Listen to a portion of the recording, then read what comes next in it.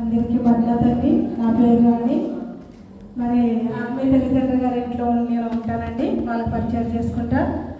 మరి బైబిల్ మిషన్లో సనీశ్రీని అండి. అందరికీ మరణాత. అందరికీ మరణాత. మరణాత అండి. నా పేరు హెప్సిబా. మేము సాన్యాలో ఉంటామండి. లెక్చరర్ గారండి. మంచి సింగర్. ట్యాగ్ లైన్లు అంటే ఇవే చెప్పాలి. ట్యాగ్ లైన్లు అంటే అవే. అమ్మా మీ పేరు చెప్పలేదు. చెప్పండి. మరొకసారి చెప్పండి. అందరికీ మరణాత. మై నేమ్ ఇస్ సోని అండి. సోని. సాన్యా నుంచి వచ్చాను. ఎంసీ గారు ఉంటాం. Very good. Thank you. నా పేరు విజయకుమార్ అండి. నేను సాల్మియా సంఘంలో నేను సన్నిశ్రీని అండి. నా వరకు ప్రార్థన చేయండి. అయినా కూడా సాల్మి కూడా తీసుకెళ్తాం. అందరికీ మరణాత అండి. నా పేరు సుజాత అండి. నేను మంగాపు సంఘంలో సన్నిధిగా పనిచేస్తున్నాను. దేవుని స్తోత్రం.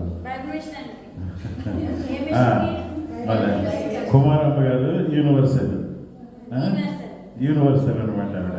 అని నా పేరు కుమారి. నేను ముంబైలో కబేర్లో ఉంటాను. బైబిల్ మిషన్లో యేసరత్నయ్య గారు ఇక్కడ స్థాపించిన కాడి నుంచి నేను వస్తున్నానండి. నేను సాల్మియ సంఘంలో సన్నిశ్రీగా ఆశీర్వదించారు మన చంద్రబాబు గారు వచ్చి. ఈరోజు మరి కొత్తగా ఇక్కడ ప్రారంభించారు కనుక మంగాపు వచ్చామండి. అందరికీ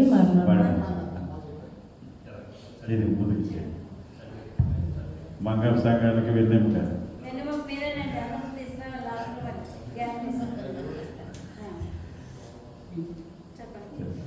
మీ పేరు చెప్పండి. నా పేరు చంద్రండి. మంగళ సంఘానికి సంఘ పెద్దనండి. అందరికీ మరణండి. బైబిల్ సంఘానికి. Thank you. అందరికీ మద్దతండి. నా పేరు కృష్ణ గారు. మీ అందరికీ తెలిసి ఉన్నది. మొట్టమొదటిగా బైబిల్ పక్షముగా పరిచయం నిమిత్తం పిలువబడిన వారిలో మొదట అయ్యగారు, తర్వాత నేను, తర్వాత అనేక మంది ఇంకా లేవబడుతున్నారు కనుక వారి కోసం ప్రార్థన చేయండి. అలాగే నా కుటుంబ సమేతంగా కోవిడ్లో ఉంటున్నాం. నా కొరకు మా కుటుంబం కొరకు అందరూ ప్రార్థన చేస్తే మనం చేస్తాం. ఈయన సహాయకాపురి గారండి. ట్యాగ్ లైన్ చెప్పలేదు ఆయన. సహాయకాపురి గారండి. అందరికీ అందరికీ మరణాత. నా పేరు కృపావర ప్రసాద్ అండి. పర్వనీయ సహాయ కాపరిగా నేను పనిచేస్తున్నాను. అందరికీ కూడా మరణాత. అందరికీ మరణాతండి. మరి నా పేరు జయంత్ అండి. బైబిల్ మిషన్ కువైట్లో పర్వనీయ సంఘానికి ఆల్రెడీ నా భార్య చెప్పింది కదండి. మరి నేను పర్వనీయ సంఘానికి సహాయ కాపరిని. మరి నేను నా భార్య దేవుడి పనిలో ఇంకా ముందుకు సాగాలని మీ అందరి ప్రార్థన పూర్తి చేస్తున్నాను. అందరికీ మరణాతండి. మరి దేవుని మహాకృపను బట్టి కువైట్ బైబిల్ సంఘంలో హవాలీ సంఘంలో సహాయ కాపరిగా చేస్తున్నాను. నా పేరు జానబాబు.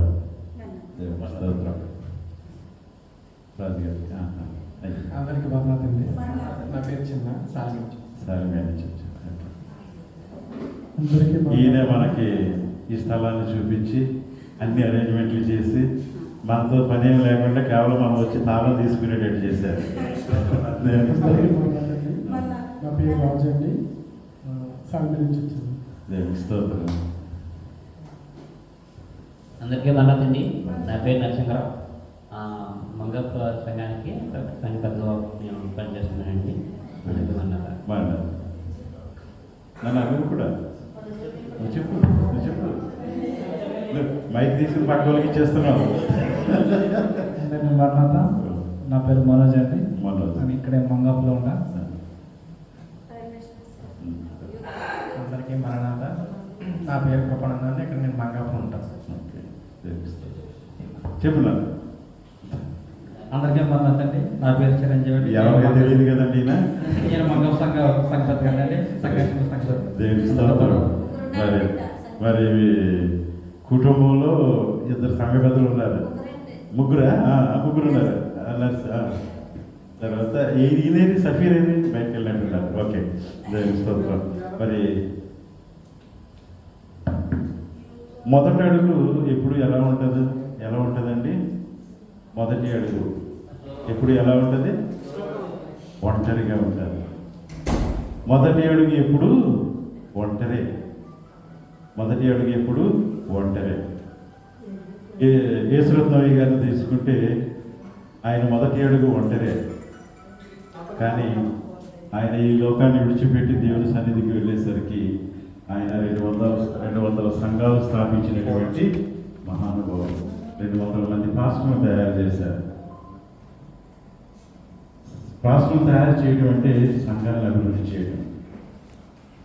సంఘాన్ని అభివృద్ధి అనేది సొంత అవసరాల కొరకు, లేకపోతే ఆయన మన సొంతంగా మనం ఎలివేట్ అవ్వడానికి కాదు. కానీ ఆయన వేసినటువంటి ఆ మొదటి ఒంటరి అడుగు ఇది మన భారతదేశంలో, ఆంధ్రప్రదేశ్లోనే కాకుండా కువైట్లో, బహ్రెయిన్లో, అదే రీతిగా అబుదాబీలో, దుబాయ్లో, సింగపూర్లో, ఆఖరికి పాకిస్తాన్లో.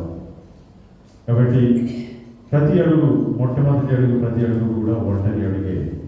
కానీ ఎప్పుడైతే అది దేవుని నామాన నడవబడుతుందో అది వేల అడుగులు, కోట్ల అడుగుల కింద మారుతుంది. కాబట్టి ఈరోజు ఇక్కడ ఉన్న వాళ్ళందరం కూడా మనం అనుకోవచ్చు, ఎవరున్నారు ఇక్కడ, ఎవరు లేరు కదా, అందరూ మేము ఆ సంఘం నుంచి ఈ సంఘం నుంచి వచ్చిన వాళ్ళు కదా. అయినా కూడా మరి ఒంటరి అడుగు వేస్తున్నటువంటి చిట్టక్కని ఆశీర్వదించండి, ప్రేమించండి, బలపరచండి. మరి పునఃప్రారంభింపబడినటువంటి ఈ మంగళ సంఘాన్ని అభివృద్ధి కొరకు ప్రతి ఒక్కరు కూడా మన సహాయ సహకారాలు అందించాలని కోరుకుంటూ ఉన్నాను. ఎవరైనా సాక్ష్యం చెప్పే ఆలోచన ఎవరైతే ఉందండి? సాక్ష్యం ఎవరైనా చెప్తారా?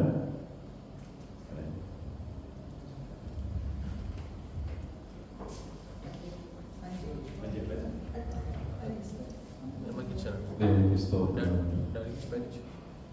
మరి మీలో చాలా మంది నేను తెలిసిన వాడిని. ఫిబ్రవరి 7వ తారీఖున నేను ఇండియా వెళ్ళానండి. మొన్న ఆదివారం ఉదయంలో మరి ఇండియా నుంచి వచ్చానండి. అక్కడ ఉన్నంత వరకు కూడా దేవుని కాపుదలలో, దేవుని రక్షణలో, కుటుంబంతో ఎక్కడికి వెళ్ళినప్పటికీ కూడా మరి ప్రయాణంలో కూడా దేవుడు తోడైంది క్షేమంగా మరి మీ మధ్యకి నడిపించుకొచ్చారు. మీ యొక్క ప్రార్థన బట్టి యాక్చువల్గా నేను వెళ్ళాలని అనుకోలేదండి. డిసెంబర్ మాసం వెళ్దాం అనుకున్నాను. అనుకున్న రీతిగా మరి బాబా సౌదీ వెళ్ళటం, తద్వారా డ్యూటీ లేకపోవడం, మరి వెళ్ళవలసి వచ్చింది. మీ అందరికీ వెరిగినటువంటి వారే.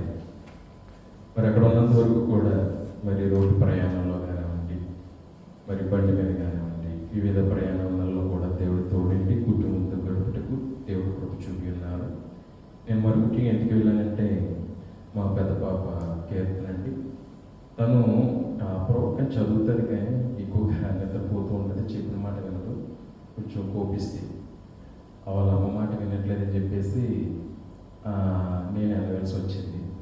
వెళ్ళి తను మందరించి తనకి మంచి చెడ్డ చెప్పి కొట్టలేం కదండి, ఎందుకంటే మన ఎదిగింది. నాకు బాగా కోపం ఎక్కువ అయినప్పటికీ ఆయన చేశాను, చెప్పిన వాడు అనుకుంటే పొద్దున్న 3:30కి లేచి నైట్ ఉదయం 7 గంటల వరకు స్కూల్కి వెళ్ళే వరకు అలాగే కూర్చుని ఉండండి, చదివించేవాడిని. మరి ఇక్కడ ప్రార్థన, మా అక్కడ సంఘ ప్రార్థన, నా తల్లిదండ్రుల ప్రార్థన, ఇంకా అనేక మంది ప్రార్థన బట్టి అన్యజనుల గొప్ప ధన్యత.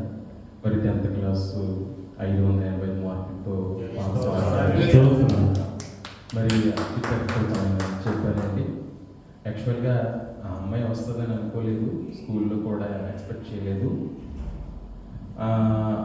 వాళ్ళు అన్యజనుల స్కూల్ కదండి, వాళ్ళు పూజలు పునస్కారాలు అన్నీ చేసి ప్యాడ్, పౌచ్, హాల్ టికెట్లు కూడా అన్ని పూజా మందిరం కాడ పెట్టి, అంటే అలా ఉంటుంది స్కూల్లో పెట్టి, మరి వాళ్ళు స్కూల్కి అదే ఇంకా ఎగ్జామ్కి వెళ్ళేటప్పుడు ఇచ్చేవారు. కానీ పాప వాటికి అన్నిటికీ దూరంగా ఉండి వాళ్ళు ఇచ్చిన ప్యాంట్ కూడా తీసుకోకుండా, వాళ్ళు ఇచ్చిన పౌచ్ కూడా తీసుకోకుండా అవన్నీ తిరిగి మళ్ళీ నాకు ఇచ్చేసింది.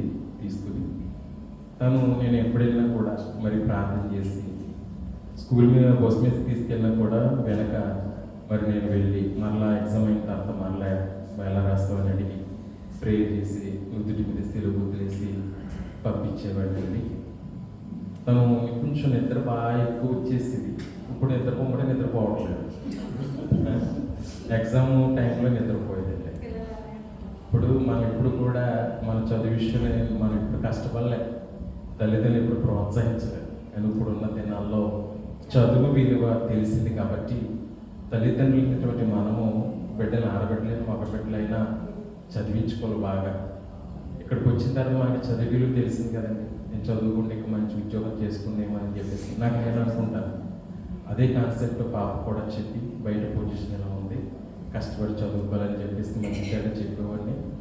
అయినా సరే నిద్రపోయింది, పీడి వాయించేసేవాడిని. అంటే అక్కడ పరిస్థితిని బట్టి మనం 3:30 లేచి అలా కూర్చున్నామంటే ఎంత కష్టపడి చదవాలి. ఎప్పుడు నాకు కాపీ పెట్టి ఇవ్వలేదు మా అమ్మ నాన్న, నేను కాపీ పెట్టి ఇచ్చేవాడినండి.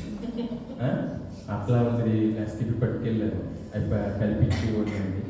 దేవుని కృప మరి తను కష్టపడి చదివింది. స్కూల్లో తను వస్తుందని చెప్పేసి ఎవరు కూడా ఎక్స్పెక్ట్ చేయలేదు. ఇంచుమించు 20 మంది టాపర్లో మరి అమ్మాయి ఒకవేళ 10నో లేకపోతే 9లో ఉంటుంది అనుకున్నారు టీచర్లు కూడా. కానీ దేవుని కృప ఏంటంటే నేను గొప్పగా చెప్పట్లేదండి, అన్యజనులలో గొప్ప ధన్యత దేవుడు మనకి కలిగించేవాడే ఉన్నాడు. అన్యజనులు తను ఎత్తుకునే పరిస్థితి, ఎందుకంటే మేము మా అత్తవారింటికి ఎత్తుకుంటున్నామండి, మా సొంత ఇంటికాడ కాదు. ఊరు విడిచి వెళ్ళినటువంటి మాకు దేవుడు తలెత్తుకునే పరిస్థితిని బిడ్డ ద్వారా కలిగించాడండి. మరి చుట్టుపక్కల కాలేజీ వాళ్ళు ఫ్రీగా ఇస్తామన్నారండి. అలాగే ఫీజు తక్కువ కూడా కట్టించుకుంటామని వేరే కాలేజీ వాళ్ళు ఇచ్చినప్పటికీ కూడా మరి అక్కడ జాయిన్ చేయకుండా మరి నేను అన్ని కనుక్కుని అన్ని ఎగ్జామ్స్ కూడా రాయించానండి. ఏపీఆర్ చేసి మరి టాలెంట్ టెస్ట్లు అలాగే పాలిటెక్నిక్ కూడా రాయించిన అవగాహన కొరకు. మరి ఫీజు తక్కువ కట్టించుకున్న కాలేజీ జాయిన్ అయ్యకుండా తిరుమల అని ఒక కాలేజ్ ఉందండి. మరి చాలా బ్రాండెడ్ కాలేజీ. అందులో ఇంచుమించు 1,30,000 చెప్పాడండి. ఫీ యొక్క మార్కులను బట్టి 88,000 కట్టండి సరిపోద్ది అన్నాడండి. మరి దేవుని మహాకృపను బట్టి ఆ కాలేజీలో చదివిస్తాం ఎంపీసీ తీసుకుంది. మరి మీరు మా పాప కొరకు మా కొరకు మరి ప్రార్థన చేయండి. అలాగే నేను అక్కమ్మ ముందు రేపుతో అయిపోతుందండి. మరి అక్కమ్మ కొరకు మరి ప్రార్థనలో జ్ఞాపకం చేసుకోండి. అలాగే దేవుడు చెప్పిన డ్యూటీ మరి ఇచ్చులాగా మరి నేను హోమ్ కేర్ చేస్తానండి. హోమ్ కేర్కి వెళ్తే మరి పరిచర్యలో నేను జయంతి గారికి సహకరించలేకపోతున్నాను. మరి సెలవుతో కూడిన మంచి చక్కని శాలరీతో కూడిన డ్యూటీ దేవుడు ఇవ్వాలని నేను ఎందుకు చెప్తానంటే ప్రార్థనతో పాటు నన్ను కూడా జ్ఞాపకం చేసుకుంటారని చెప్పేసి మరి నేను అనుకుంటున్నాను. అలాగే మరి చిట్టక్క గారికి అయ్యగారికి కూడా మరి మా గురించి ప్రార్థించమని కోరుతున్నాను. అలాగే పర్వాలేదు సంఘానికి కూడా మరి నేను జయంతి గారికి సహకారం ఉండటకు మరి ఉద్యోగము మరి బ్రతుకు దేవుడి కోసం చాలా అవసరం కదండి. ఎందుకంటే మనకి చాలా వెనకాల ఉన్నాయండి, లేకుండా లేవు. మరి అన్నీ తీర్చుకోవాలి కాబట్టి జ్ఞాపకం చేసుకోండి. దేవుడు ఈ చిన్న సాక్ష్యాన్ని దీవించి ఆస్వాదించుగాక. మరి సహాయకమైనటువంటి కృపాల ప్రసంగాల వరకు వారి కుటుంబం వరకు వారి సేవలు బహుగా వాడబడడానికి దేవుడు సహకరించేటువంటి ఉద్యోగాన్ని అనుగ్రహించాలని ప్రతి ఒక్కరు ప్రార్థించాలని కోరుచున్నాను. అందరికీ మరణండి. అందరికీ తెలిసిన విషయమే, కాశ్మీర్కి పాకిస్తాన్కి యుద్ధాలు జరుగుతున్నాయి కదండి. సారీ, అయితే సఫీర్ గారు ఉన్నారు కదండి, ఆయన ఇంటికి ఖాళీ చేయమని అక్కడ చాలా మట్టుకి నోటీసులు అంటించారంటండి. కానీ ఎవరు కూడా ఎక్కడికి ఖాళీ చేసి వెళ్ళలేదంటండి ఎక్కడికి వెళ్ళాలనేసి.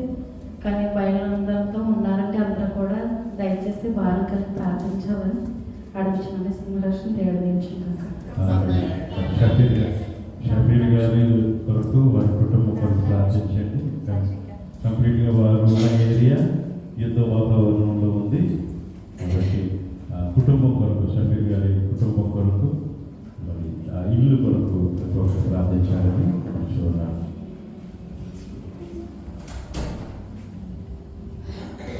అందరికీ మన్నతండి. మరి సాక్ష్యం కాదు, అది మేము భార్యాభర్తలు ఇద్దరు కలిసి ప్రయాణం అవుతున్నాము వచ్చే వారం. మరి వచ్చే వారం మీ ముందు మేము ఉన్నాం కాబట్టి మా ప్రయాణం కోసం మీరు ప్రార్థన చేయండి. మరి ఎందుకంటే మరి 3 సంవత్సరాలు అయిందని మొన్న సాక్ష్యం చెప్తాను సార్మేలో తనకు ఆపరేషన్ అయ్యి మరి కిడ్నీ ఆపరేషన్ గురించి మరి డాక్టర్ చెకప్ చాలా అవసరం. ట్యాబ్లెట్స్ మరి ఎవరిని తీసుకురమ్మన్నా మరి ఇబ్బందికరమైన పరిస్థితులు, ఎవరిని ఇబ్బంది పెట్టలేం కాబట్టి మేమే వెళ్ళి డాక్టర్ చెకప్ చూపించుకొని ట్యాబ్లెట్స్ అన్నీ తెచ్చుకొని మళ్ళీ తిరిగి వచ్చేలాగా మరి మా ప్రయాణం కోసం మళ్ళీ తిరిగి సంఘారాధనలో మేము పాల్గొనేలాగా మరి మేము ఎక్కడున్నా దేవుడి పని చేసేలాగా మరి మీ అందరి ప్రార్థనలో పూర్తి చేసుకుంటారని చిన్న సాక్ష్యం దేవుని ఇచ్చిందాక.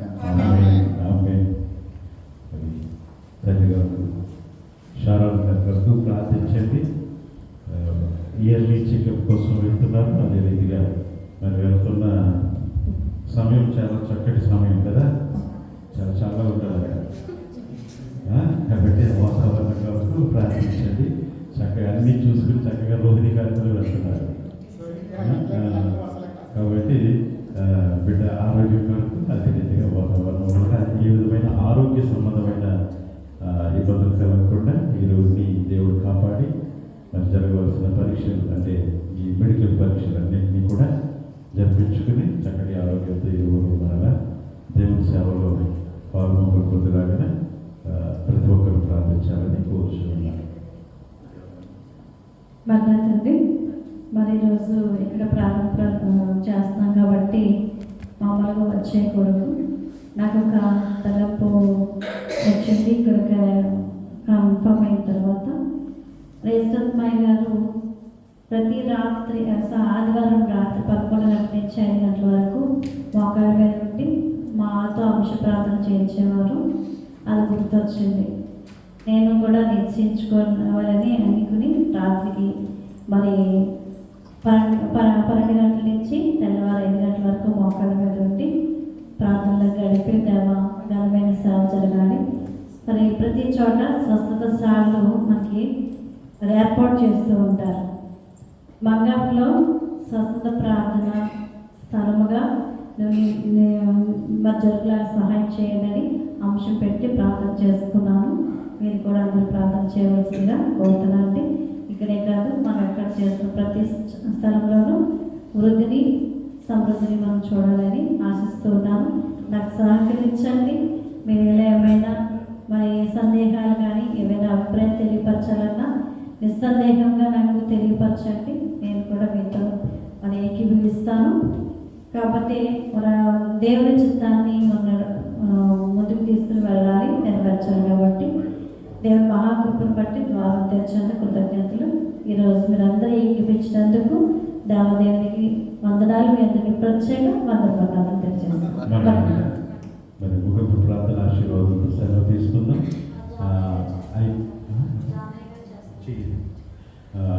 మరి అయిన తర్వాత అల్పాహారం ఏర్పాటు చేయబడింది.